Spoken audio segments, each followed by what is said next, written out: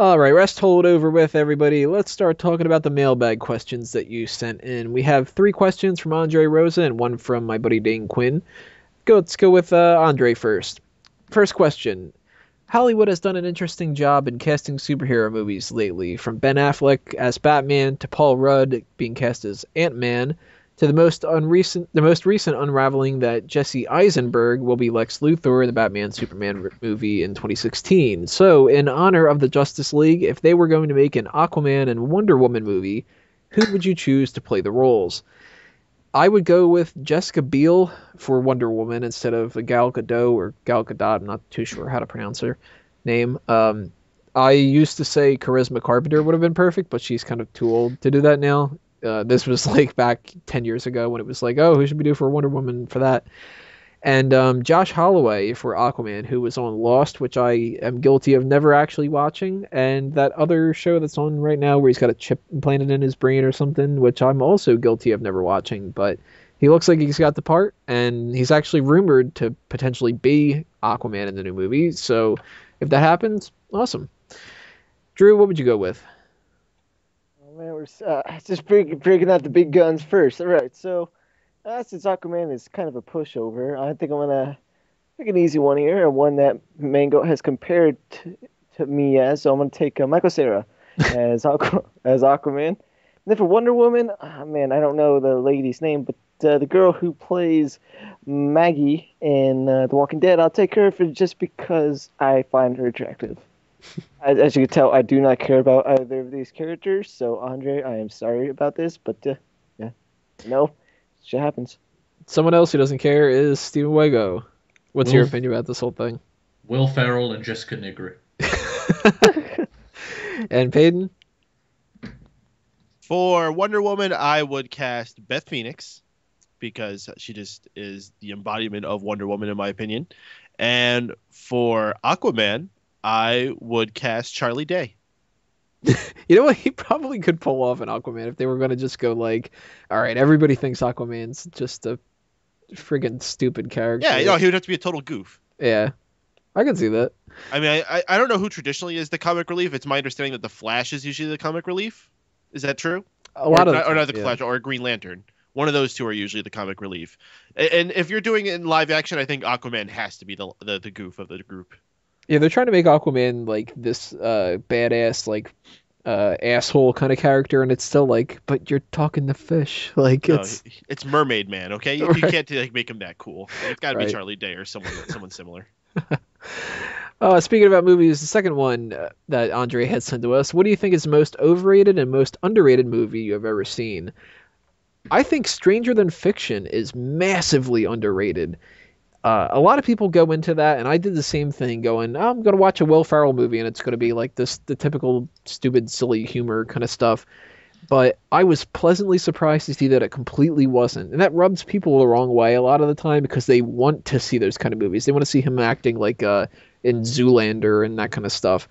But Stranger Than Fiction really calls home to a writer and somebody who's interested in movies and everything like that, and has mild OCD kind of stuff like that too. So to me, this was like an awesome movie. Everything from the casting decisions, which I don't like Maggie Gyllenhaal, but she was perfect for that, to little stupid puns that they did with flowers and all that. I just think that that is an amazing movie that people don't appreciate enough. And K-Pax is another one that I really like that nobody ever brings up.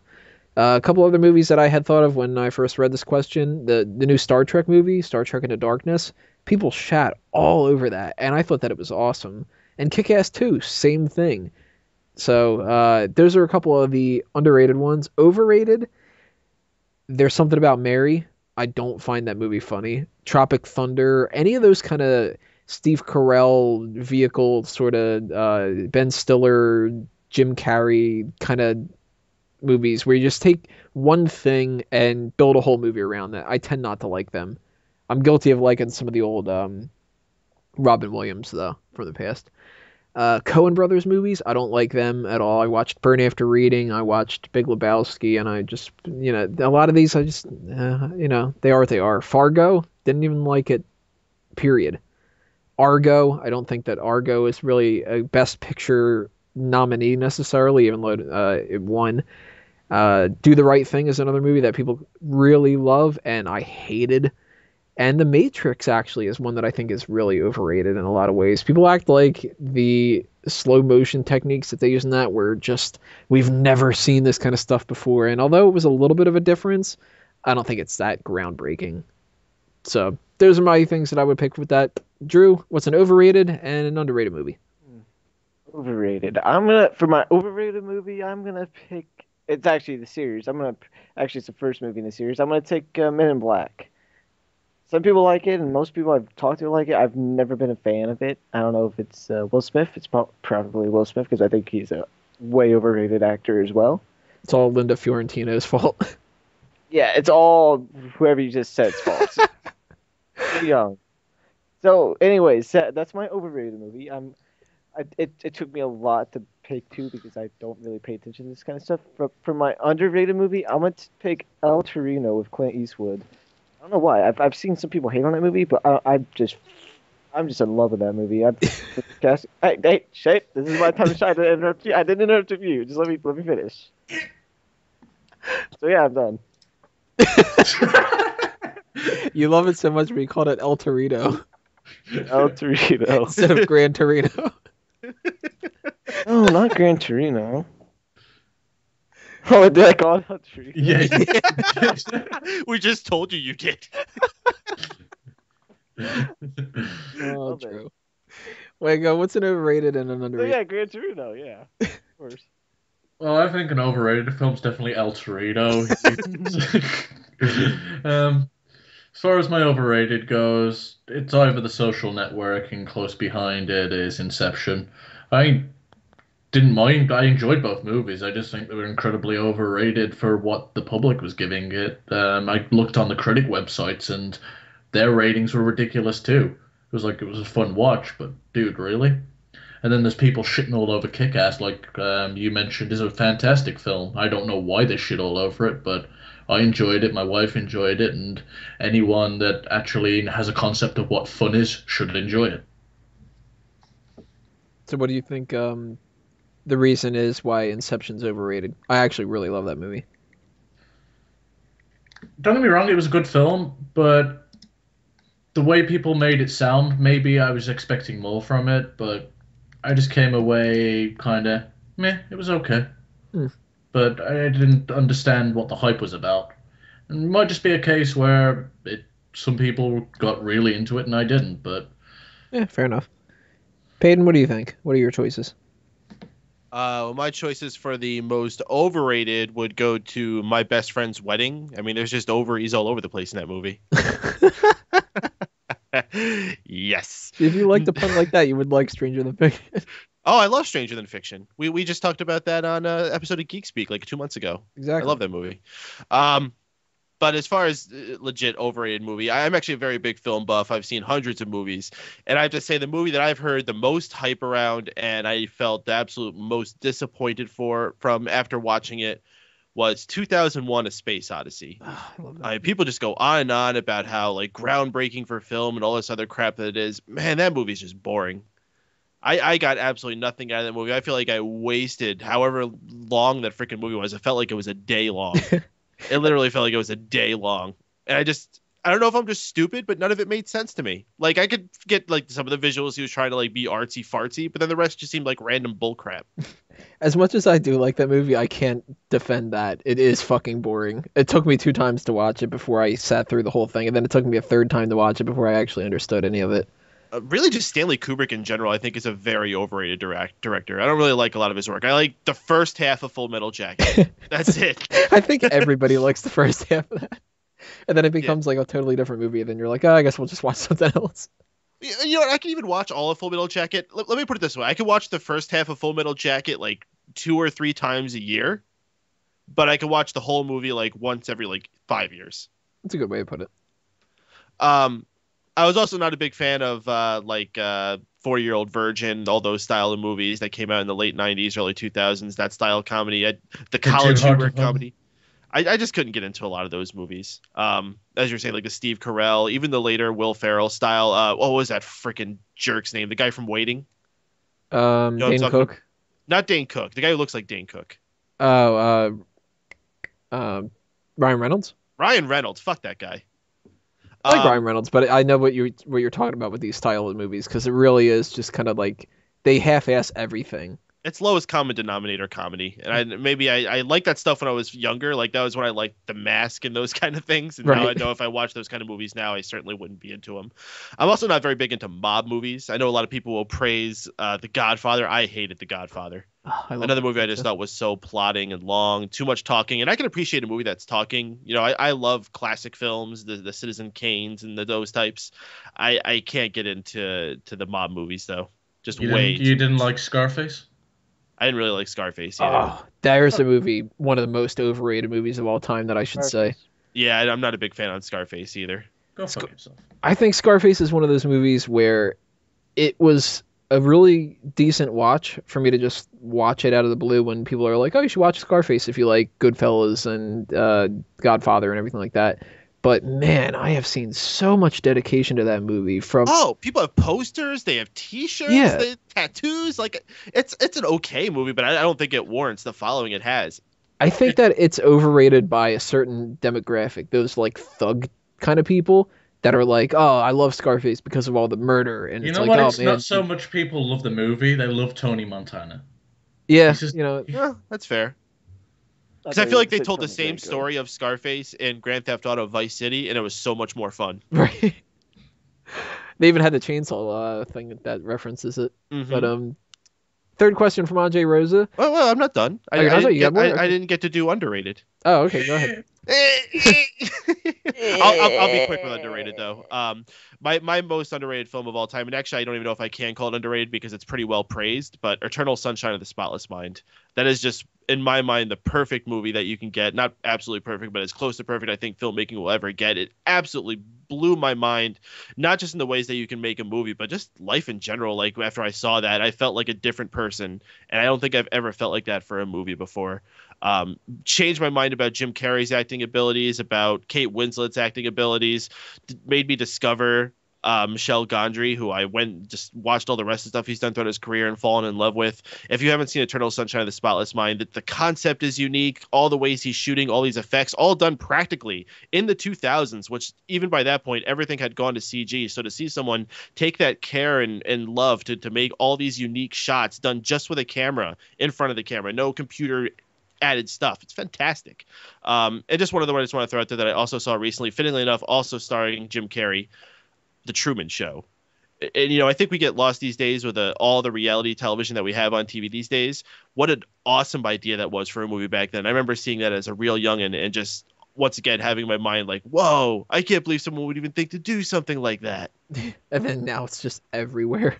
Yeah. Now it's like totally believable. It's like, oh, they haven't done that yet? Right. All right, third question from Andre Rosa. Do you think that true happiness can ever be achieved? Not permanently. I think once you achieve some sort of happiness, unless you're somebody who is just really, really easy to please, and you're okay with, like, you know, you see these people that have like a one-bedroom house in the middle of, like a little hut in the middle of nowhere, and they're like, yeah, I've got a well in the backyard, so I get fresh water, and you know, a lot of rabbits come by, just kill them and eat them, and I'm good. Life's awesome. Unless you're somebody like that, I think you can never really be 100% truly happy. They're always going to be looking for something more. And I know that even in my case, like if I were a billionaire right now and all the projects I'm working on, you see smack talk on TV instead and all this other kind of stuff, I would just be looking back and going, man, I wish I had gotten to that success a couple years earlier. And what did I do wrong and all that? I'm always going to nitpick stuff. So I think you can get close to it, but it all depends on your point of view. Drew? Me, it just depends on what you define as happiness. I mean, if you're completely not completely religious, but if you're just religious and you believe in an afterlife, happiness for those type of people will be making it to the afterlife, making it to heaven, and that kind of stuff. But if you don't believe in that kind of stuff and you're just like you want life on earth to be your happiness, and you got to find happiness there. It just depends on what you want to do. If you set out a goal to accomplish yourself and you accomplish it, and this is like your big life goal, I think that's good enough to have eternal happiness. Way go. Yeah, I think people that follow religion can find true happiness. For example, my grandfather, he's like a Jehovah's Witness nut. Well, was. He's got dementia now, thinks he's Mormon, but that's a different thing. Um, that wasn't a joke either. I feel like that should be some kind of a sitcom premise or something, though. He generally does think he's a Mormon now. It's kind of weird. But yeah, he's always lived his life in the mindset that this life doesn't so much matter as long as he lives it in a good enough way where the next life is going to be good, and he's happy that way. So I think it depends what your outlook on life is. For me, I don't think there'll ever be true happiness. I'm always going to want more. If I've got $1,000,000, I want $1,000,001. And that's just human nature, and the fact that I'm a greedy son of a bitch. So, yeah, I think there's true happiness for certain people. If you can find that, that's great. But if I'm truly happy, then I got nothing else that I'm trying to grind for. So, meh. Peyton? Well, Buddha believes that 100% happiness is absolutely impossible. Life is composed of various moments of happiness and sadness. And the best you could hope to find is a balance of that. And that's the best you're going to get. People can fake whatever they want to. They can put on a smile all the time. There's always going to be suffering going on throughout their life. And they could lie to themselves about it, and they can ignore it, and they can find strength in other things. That's really the best you're going to be able to find. You're never going to be able to completely eliminate suffering in your life. And let's move on to the question from Dane. He says he thinks that CM Punk's going to return to WWE prior to WrestleMania. And what are our thoughts about it? We kind of touched upon that a little bit before. And if Punk does return, what do you think that we would do for him going into WrestleMania? I'm not going to spoil too much because we're going to have that fantasy booking thing coming up, but quick reference here, I would say if you put him in for WrestleMania, he needs to fight Kane, either in a singles match or in a tag match where Kane leads authority people against anti-authority people like Ziggler and all that. Drew? Well, first off, CM Punk left like my bitch ex-girlfriend. But besides from that, this is how I do it.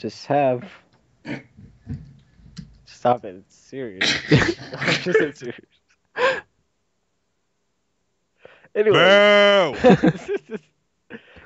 I kind of like what Mango did. Except he returns on like my big ex-girlfriend. But once he returns, just fucking don't even have him speak. Just have him beat the shit out of people. I think just well, okay, it's like you don't just do something with him.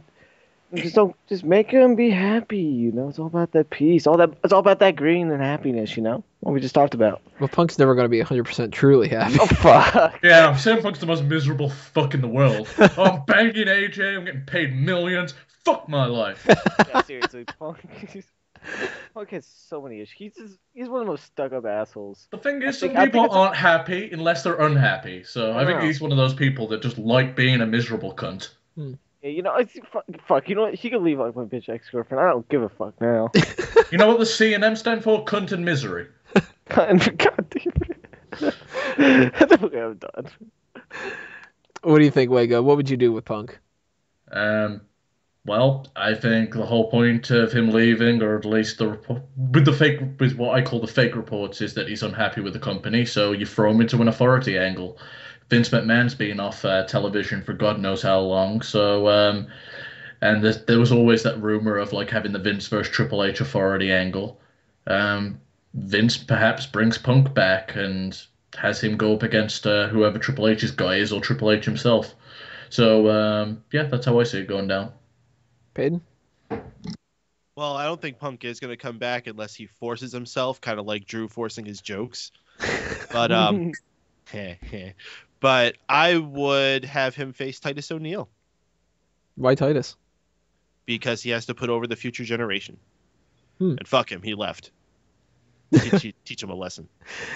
Tell us what you guys think about these questions. If you have any opinions on any of the stuff that we said, maybe you like the movies that we said weren't as good as other people had put out there. Maybe you are going to have your own opinions for who should have been playing Aquaman, any other funny people, Jonah Hill or something like that. And what would you do for CM Punk for WrestleMania? we're gonna go on to the next part here and debut Call the Spot on the Card.